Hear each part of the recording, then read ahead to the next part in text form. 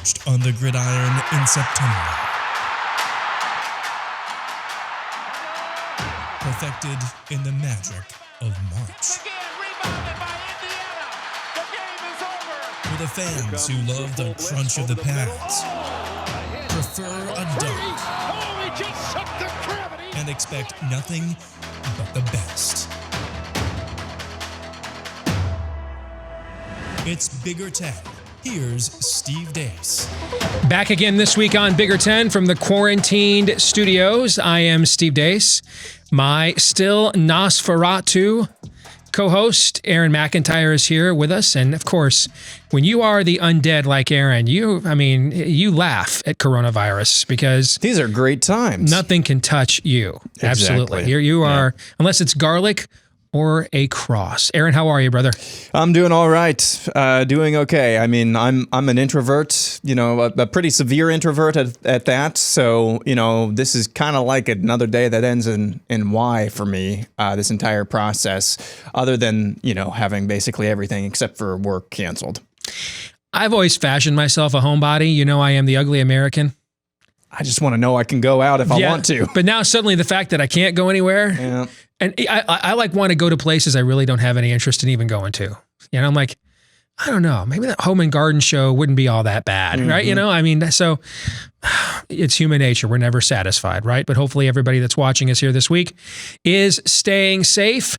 We soldier on here on Bigger 10, and we're doing a series here since we're in the coronavirus-sponsored suspension of the sports world. We've been answering sort of meta questions, and this week on Bigger 10, the meta question we're going to answer is actually from one of our viewers, Eric Spicer, who asks which program in the Big Ten is best positioned to overtake Ohio State as the Big Ten's dominant football team. Now, I've got two answers to this. I think on the first part, you and I are going to probably agree, I'm guessing. Yeah. All right. But I think the answer right now, if I had to specify someone, is no one. And that's not new. If you look at the history of college football over the last 50, 60 years, you have seen every traditional power have its down cycle. For me as a Michigan fan, we had ours. It was called the Rich Rod Brady Hoke years, right? You're an Iowa fan. Mm-hmm. Decades before you were born, you guys win a few decades without a winning season, right? Yep. Then Hayden Fry showed up. You look at the super elite programs. Notre Dame has had its down periods. Alabama had how many different coaches between Gene Stallings and Nick Saban, and then before Gene Stallings, the chasing of the next, Bear Bryant. LSU's had down years. USC has had down periods. Everybody has had down periods. Even all the great programs have, except for one. Ohio State is the only one that's had no down cycle. It had one down season the year that Jim Tressel got fired for lying to the NCAA. And they had an interim coach. They were still in a bowl game that year, actually. I think they were still in a Florida bowl game that year. So their down season was, I think they went to a Florida bowl game with an interim coach. That was their down season in 2011. But they have not had a down period. And I don't remember this math, Aaron, off the top of my head. You've heard me cite it a few times this offseason. But if you go back to Woody Hayes' first national championship, which I want to say was 1952 or 54, I mean, they're number one in the country in win percentage, and it's not even close. I mean, they've won like 75% of their games since Ike was in the White House, guys. Since Ward was originally hard on the Beaver last night. Before that became a double entendre, and it was just a quoted line on a popular family sitcom. No one has won more than Ohio State has. If you look at in the last 30 years of Big Ten football, 50 years in Big Ten football, the three coaches that have the best winning percentages are Bo Schembechler, and the other two are ahead of him, Urban Meyer and Jim Tressel at Ohio State. Is that good? That's good. Yeah, that's so. I don't think anybody is, and the reason why is you've got a few things, inherent advantages that Ohio State has. Even though the state of Ohio recruiting is not what it was for many years. In fact, my old home state of Michigan actually has had as good, if not better, high school crops in 2019 and 2020. But on a perennial basis, Ohio is the best state for talent. even with the demographic decline here in the Rust Belt. So they have no competition, right? There's no Ohio U, there's no Michigan State. I mean, Iowa State's not in the same league, but they have a respectable program right now. So they've got the most in-state talent of any state in our footprint, with no real immediate in-state competition for that.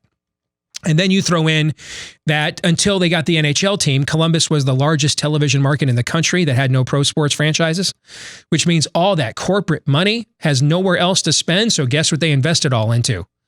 The Ohio State program. So and then even academically now in recent years, Ohio State has really improved its academic reputation. It's considered it was kind of considered a commuter school for many, many decades and got kind of derided as a diploma mill, but it's ranked one of the top 40 public universities in the country, I think, right now.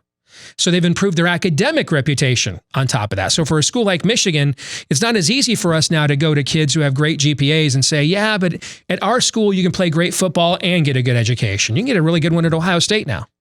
So when you throw all those factors that are inherent in, that's why whether it's been Woody Hayes or Jim Tressel or Urban Meyer and now Ryan Day, they have been, the consistently dominant program in the conference. There have been eras where teams have been right there with them. It's been my team, Michigan. In Mark D'Antonio's heyday, it was Michigan State, right? But it's always been them and somebody else. It's never been two other teams without them. It's always been them. So I don't see that changing for the foreseeable future. What are your thoughts?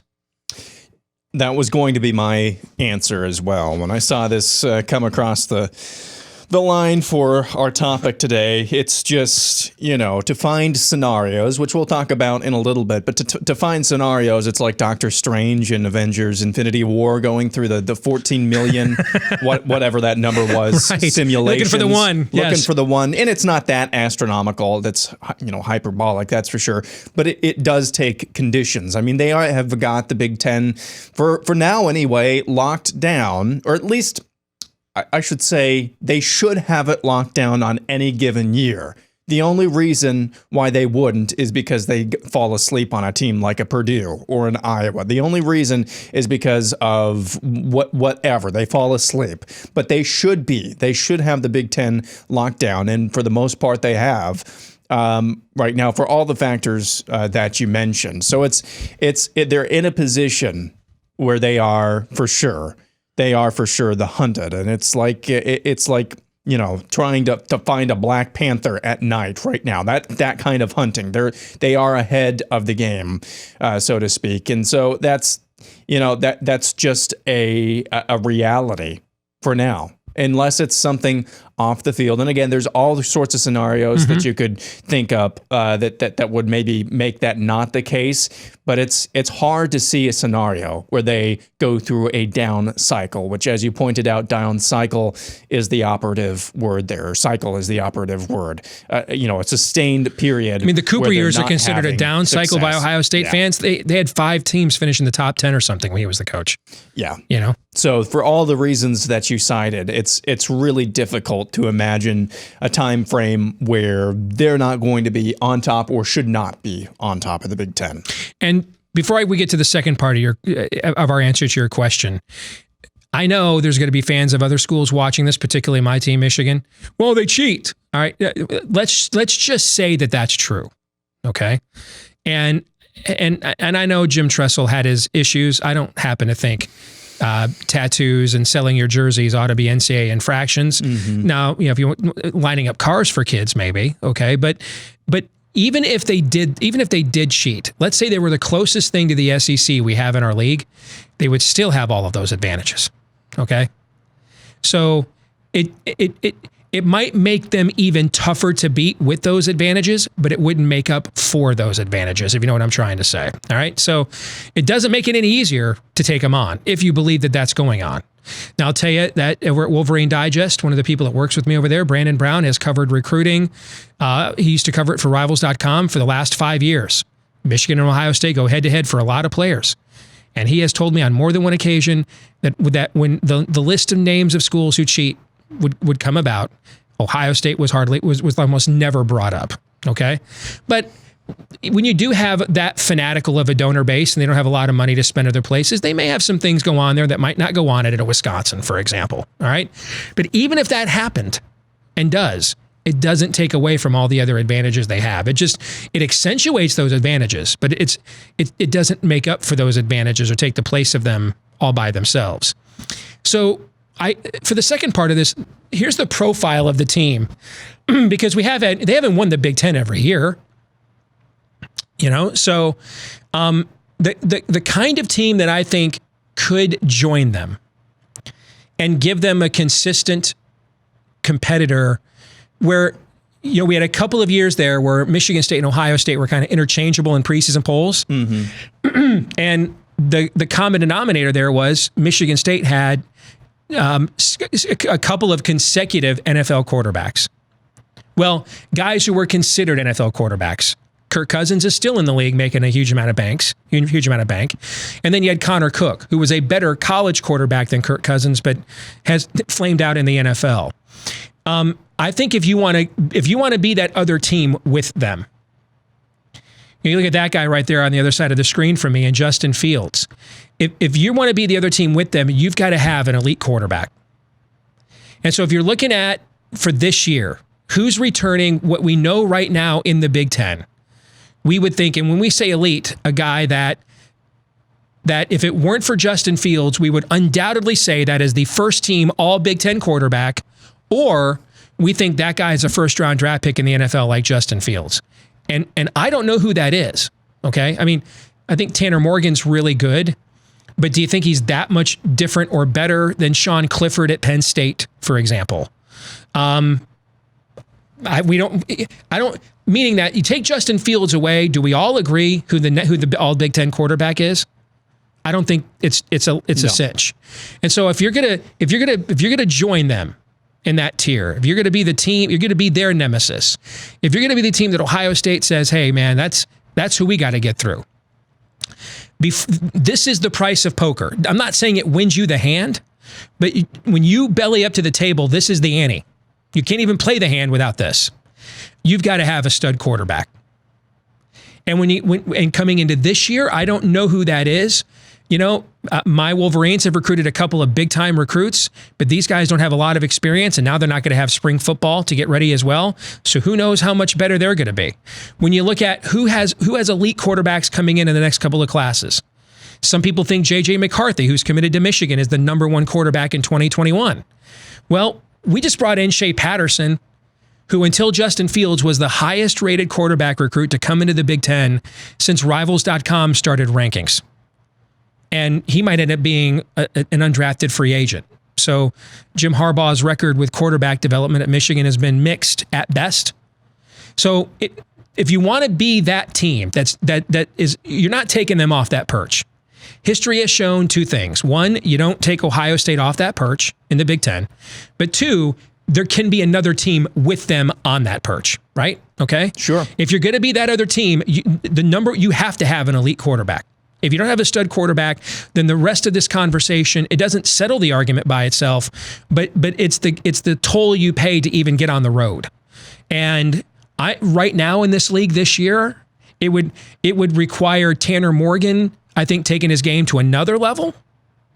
It would take somebody like a Dylan McCaffrey, or who's the new guy that's going to be your quarterback this year at Iowa. Petrus. Thank you. Yeah. Or Jack Cohn, having like a Joe Burrow, where'd that guy come from? Kind of maybe not that great, but kind of wow, we didn't see that guy in the preseason. It would require somebody like that, or you're looking at the next recruiting class or two, and who did you bring in? And then you got to hope maybe that the next couple of stud quarterbacks Ohio State has don't hit the way that Dwayne Haskins and Justin Fields have. They're not busts, but they're not great. Maybe they're just pretty good. Your thoughts on that?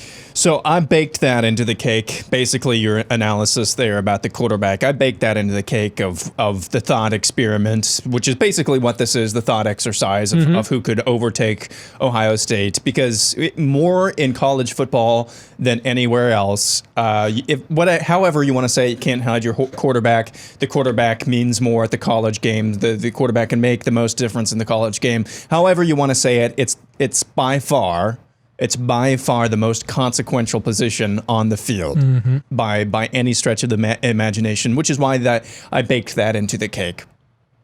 So I thought of 3 teams. The first two teams are easy and lazy. The last team I think I'm probably going to get dragged for, and you might have your head explode for, but I think it's actually true. The first 2 teams, because when it's not the quarterback, so once you find your quarterback that's transcendent or can really excel and compete on a transcendent level or at the next level in the NFL, then it goes to the team around you, because yes, it's the most consequential position on the field, but you still got to have Jimmies and Joes who can catch the ball, who can get open, get away, get in separation from defenders as well, in order to give you an even larger margin for error when you're going up against Ohio State's horses. And so, of course, that's going to be Michigan. You know, if they find a transcendent quarterback, they just have to, well, I don't want to say this because I don't want to jinx it, just because I got to be around you all the time during football season. But they have too much talent to not do better if they have a transcendent quarterback. They just have too much talent on their team. So I think that would be the obvious choice. The next choice is, again, obvious. It's Penn State, the amount of recruiting they can do across the board and the level that they've been able to compete with. We've talked about James Franklin's coaching job that he did last season, one of the best jobs in all of the Big Ten, I believe. So he's shown that he can develop talent as well. Now, the third team, and this is maybe going to be a head scratcher, and it's not Minnesota. I thought about Minnesota. I think if you've got that level, and I'm not saying this as a pejorative, I don't mean it as a pejorative, but when you've got that level of kind of a cult atmosphere around that football program, boy, the first chink in the armor, that thing could come crashing down pretty quickly. So I'm not sold on a macro scale.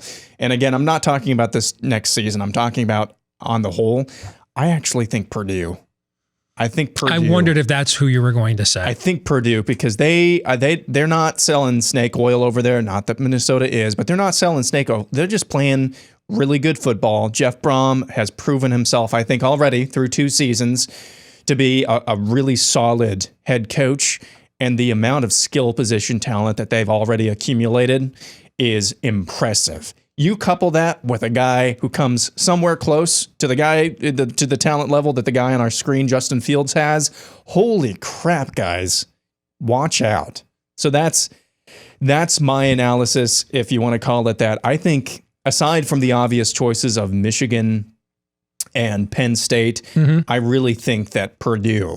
And it seems I don't think that's far-fetched. I feel so dirty saying that. I know. But here's how I could back you up. There are 2 programs in that division right now that I think could get that caliber of quarterback recruit because of who the head coach is and the system that they run. Like Nebraska is one of them, but I think Purdue's even more so because Jeff Brom's head coaching resume is more proven than Scott Frost's. And not to mention, we've seen, Drew Brees still playing in the NFL, but Kyle Orton, there have been a slew of Purdue quarterbacks that have at least had opportunities in the NFL, in the old system under Joe Tiller. So I do agree that with the system they run and the coach that they have, because they have the ability, I think, to get a level of quarterback recruit that even more established programs in that division, like your Hawkeyes or Wisconsin, maybe could not get, that I don't think it's as far-fetched as you're throwing out there, because that actually feeds back into what my contention is. If you don't come to the table with an elite quarterback, you're just not even in the conversation, frankly. You can be great everywhere else, but you're going to be a good football team, but we're not talking about being a good football team. We're talking about being as good as Ohio State. If you don't have a great quarterback, you're just not going to be. And so you have to ask yourself, who are programs in this league that could recruit that level of quarterback? You're right. Michigan and Penn State could in any given year. But then who else could? And I think the 2 teams that have the coaches who could, if they had success to sell, are Scott Frost and Jeff Brom. So I don't think that's far-fetched at all. Good stuff, man. Well, we're going to answer as many of your questions here on Bigger 10 over the next few weeks as we possibly can. We've got a few of our own as well. If you want to keep up with everything that we think and you want to suggest a question that you want us to answer here, just follow us on Twitter at Bigger 10, at Bigger 10 on Twitter to let us know what you think about what we think. For Aaron McIntire, I'm Steve Deace. We'll see you next week right here on Bigger Tent.